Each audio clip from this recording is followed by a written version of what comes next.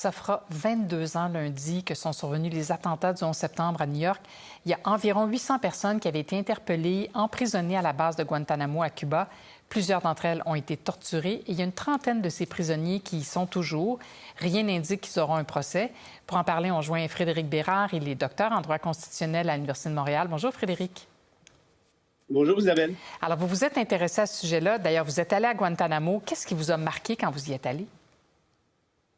En fait, plusieurs choses. C'était un périple assez particulier, mais la conclusion principale est la suivante, c'est que Guantanamo, contrairement à mes questionnements initiaux ou mes hypothèses initiales, n'est pas un camp où on cherche même à condamner les gens. À vrai dire, on tente d'éviter les condamnations. Ce qu'on essaie de faire, c'est qu'on traîne les individus en question sur place, on les torture, on essaie d'obtenir certaines informations. Et tout ceci s'étire sur un nombre d'années absolument effarant. Et qu'est-ce qui arrive par la suite? C'est qu'on décide tout simplement de les laisser aller, entre bons guillemets, une fois qu'ils auront été torturés. Si on regarde les chiffres, vous avez dit 800 détenus qui sont passés par Guantanamo, vous avez raison. Mais sur les 800, Isabelle, il y en a uniquement 2 qui ont été condamnés, et ce, depuis le début de l'ouverture du camp Judge. Mais on dit dans certaines publications, notamment dans le New York Times, qu'il n'y a personne qui a vraiment subi de procès relativement aux attentats. Et là, je pense bien sûr à la tête du complot, là. Oui, en fait, non, il n'y a pas eu de procès. Et puis, je suis prêt à parier l'argent de l'épicerie et peut-être même plus qu'il n'y en aura pas de procès. D'ailleurs, il y a des tractations actuellement pour obtenir un plaidoyer de culpabilité. Pourquoi? Parce que ils sont incapables de faire la preuve de façon suffisante. Cette preuve-là serait rejetée de toute manière devant un tribunal digne de ce nom. Et c'est justement ça le problème de Guantanamo, c'est qu'on torture, on garde les gens à l'intérieur, évidemment, on les laisse mourir dans bien des cas. Il y en a qui sont morts par torture, il y a eu des suicides aussi, et on s'évite le test des tribunaux. Parce que vous dites on ne pourrait pas obtenir de condamnation parce que la preuve, les aveux obtenus sous la torture, là-bas comme ici, c'est totalement invalide. Au début de Guantanamo, on acceptait les aveux sous torture jusqu'à ce qu'il y ait une décision de la Cour suprême des États-Unis en 2007 où on est venu rectifier un peu l'affaire. L'idée de la création même de Guantanamo, c'était justement ça, c'était de s'assurer qu'il puisse y avoir des procès à l'extérieur du cadre constitutionnel américain. C'est pour ça que nous sommes à Cuba et non pas aux États-Unis. Donc, de ce fait-là, regardez n'importe quel dossier de près. Moi, je me suis intéressé à l'affaire d'Omar Khadr pour mon bouquin. Dans ce bouquin-là, vous le voyez très, très clairement.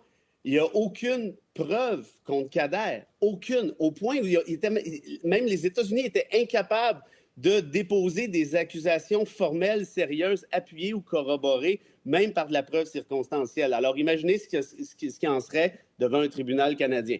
En effet. Et justement, dans notre conception du droit, dans notre conception de la justice, franchement, au premier chef, on ne peut pas comprendre que des gens soient détenus sans procès pendant si longtemps. Mais ça doit être une préoccupation quand même là, pour un État de droit comme les États-Unis.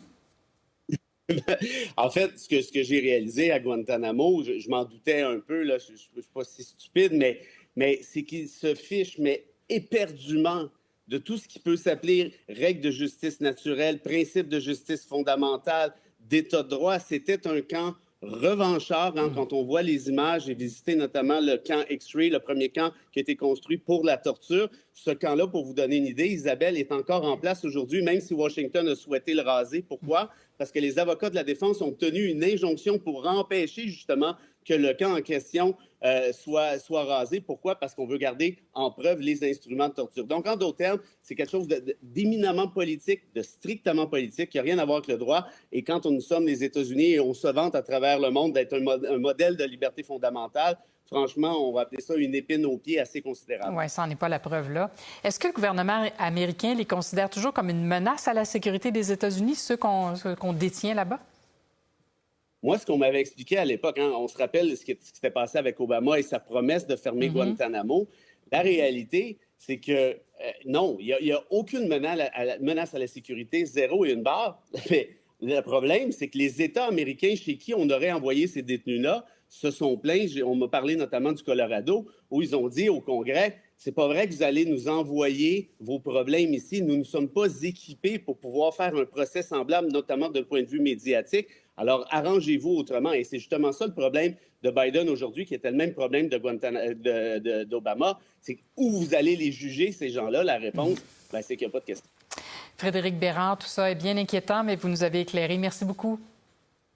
Merci à vous. Au revoir. Pour voir nos émissions en entier, rendez-vous sur la chaîne Ici RDI.